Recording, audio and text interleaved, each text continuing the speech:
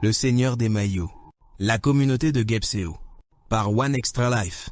C'était une journée d'hiver maussade en Pagus Pensiacensis. Le ciel d'aspect cotonneux dégageait une lueur sibylline, parfois divine, lorsque quelques rayons flavescents arrivaient à percer cet épais manteau nuageux. L'air était doux, porté par l'alacrité d'un anticyclone qui aurait perdu le rythme de ses saisons.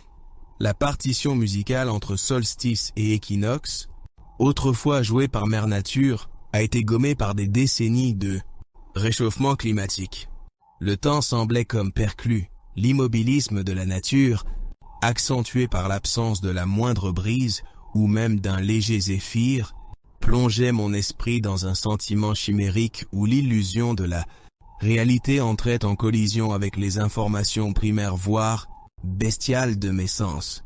L'imagination a toujours été le substrat de mon existence, et en quelques minutes, ma conscience s'échappa dans l'immensité de la Voie lactée. Autant jadis, j'ai toujours pensé que j'étais fait de poussière d'étoiles et que j'avais traversé l'espace et le temps depuis les temps immémoriaux pour me retrouver dans ce cadeau du présent. Après cet épisode de procrastination intellectuelle, à contempler cette terre du milieu derrière ma fenêtre, j'entendis le lointain écho de ma pensée qui me répétait « Mens sana in corpore sano », ne sois pas pusillanime, prends les faux fuyants vers le bassin de natation le plus proche. Depuis quelques mois, la natation était devenue pour moi une activité physique salutaire qui apportait à mon quotidien un réconfort hédoniste et un sentiment de bien-être. J'arrivais enfin à la piscine municipale des Mignots et je fus émerveillé par ce cadre idyllique. Cette île minuscule, sauvage, entourée par une scène majestueuse dans un cadre verdoyant où se dégageait une fragrance pétrichore qui délectait mon odorat. Ceci me rappelait immédiatement la scène lorsque les hobbits de la communauté de l'anneau, c'est-à-dire Fredon, Sam, Merry et Pippin, débarquèrent pour la première fois à Foncombe, le domaine elfique. J'entrai ensuite d'un pas vif et me dirigeai vers les vestiaires afin d'enfiler mon précieux maillot, équipement aussi important que l'arc d'un elfe, de la hache d'un nain ou le bâton d'un sorcier. Morbleu, dans ce vestiaire mixte se déroulait tout simplement la bataille du gouffre de Helm. Dans cet immense vestibule, hommes, femmes, enfants, accompagnateurs tels des orques, elfes, nains, hommes se bousculaient dans les bruits fracassants provoqués par les portes des vestiaires et des casiers. Les émanations de vapeur de chlore sont comparables à l'odeur de la poudre à canon. Les murs suintants d'humidité me rappelaient qu'en terre du milieu, la pluie et la poudre sont les seuls compagnons lors de batailles épiques.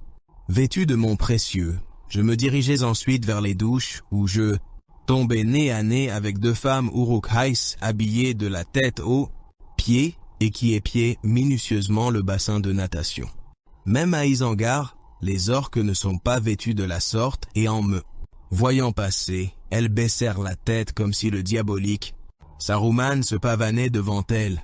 Je pénétrai ensuite dans le bassin principal de natation et je me pris immédiatement pour Marty McFly dans Retour vers le futur, c'est-à-dire de retour en 1993. Rien n'a changé, mais l'habit ne fait pas le moine. Et pour un nageur, régulier, le plus important, c'est la qualité de l'accueil au sens large et celle du bassin, au même titre qu'un hobbit apprécie la douceur de la comté et l'achalandage régulier de son garde-manger. Je plongeai immédiatement dans l'eau et commençai à réaliser de nombreux allers-retours dans ma ligne d'eau, tel un mollusque bloqué, dans le mouvement perpétuel des vagues, jeté sur la plage et de suite rattrapé par la baïne.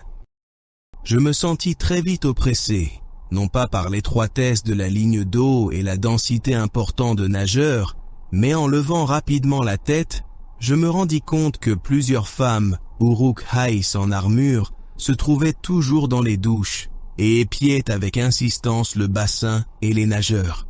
Il semblerait que la communauté de Gepseo ait failli.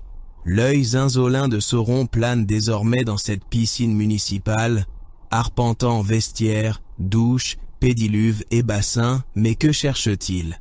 Je repris rapidement mon marathon aquatique, en me rappelant que je n'ai pas l'anneau, juste mon maillot. On raconte dans des contrées lointaines qu'il existe un maillot unique tissé dans la rivière du destin, où l'on peut y lire « Un maillot pour les brasser tous, un maillot pour les croller tous, un maillot pour les papillonner tous, et dans les bassins les lier. » Merci d'avoir suivi cette histoire. Abonnez-vous.